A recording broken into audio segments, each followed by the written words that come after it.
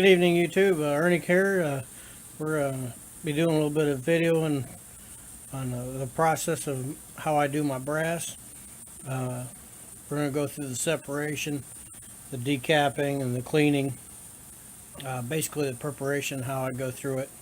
So bear with me, and I'll take you on this little tiny adventure. When I have a pile of brass, I'll take and I'll separate all the junk, throw it in a jar, and I'll take and I'll separate each individual by caliber. And when I'm doing that, I'm looking at it, just a quick look, make sure it's not dented or scratched up. Like I seen one here just a minute ago. It's got all kinds of scratches and stuff on it there. I'll take an extra close look at that again here in a little bit. But if there's a dent or a chip in the brass, the edge of the brass, it gets thrown away in the trash.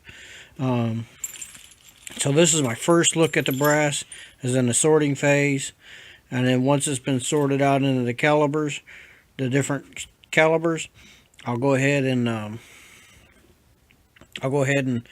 start working on the depriming phase. And I don't necessarily do all this all in one day or one night. Sometimes I have to spread it out over a while because, well, I get a lot of brass, so sometimes it takes a little bit. But the second time I go through this and the brass is when I line. But I get it ready to go over to my decapper press, my lead press, single stage press that I got, which you'll see here in a few minutes. But like I said, this is the first look at the brass is during the sorting stage, and I go ahead and I'll throw this aluminum stuff away because, well, I don't use it.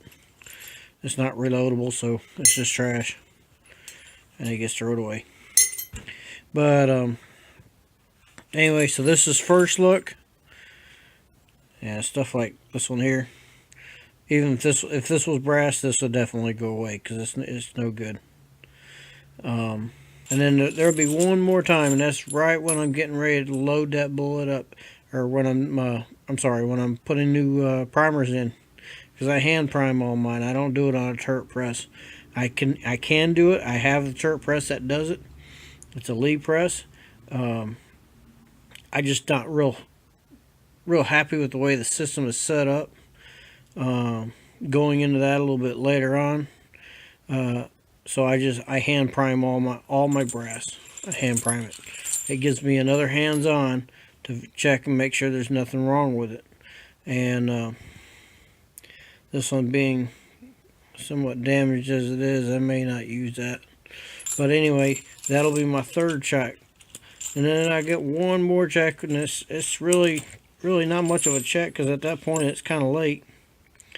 But after it's been decapped, everything's been done to it, new primer and everything, and I get ready to load it, that'll be the last time I see this brass the way in its current state.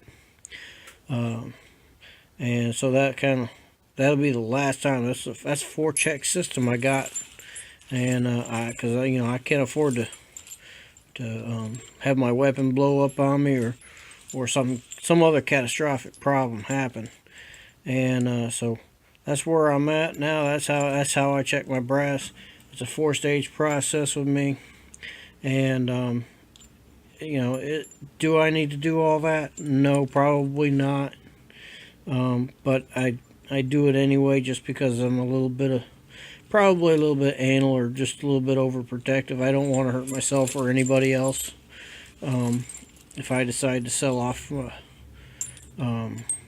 either empty brass or completed, fully loaded rounds, I don't want nobody getting hurt on my stuff.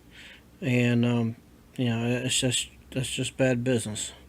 So that's how I check my brass and get it ready and prep it for being reloaded. Here we are at my workbench. It's kind of messy around here, but I'm using a lead press here. And what I do is I'll lay out the bullets or the brass, and I'll get me a movie playing, and well, that's pretty much background stuff. But anyway, I'll process the decapping, process, and then bring it down, look at it,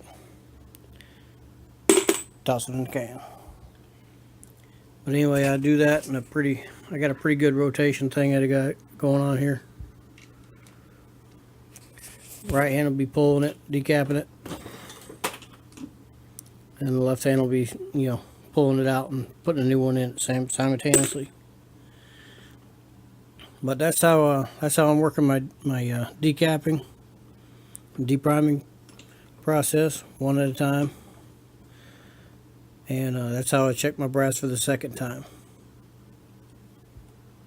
I hope you've enjoyed this video. Please go ahead and select your preference, whether you liked it or you didn't like it. Please leave a comment, because the only way I know if I'm doing anything right or wrong is if you leave a comment. So please do that, and we'll get back to you again, with some more videos here in the near future. All right, thank you, YouTube. Stay tuned for more videos on when I start to do the reloading thing. All right, have a good night.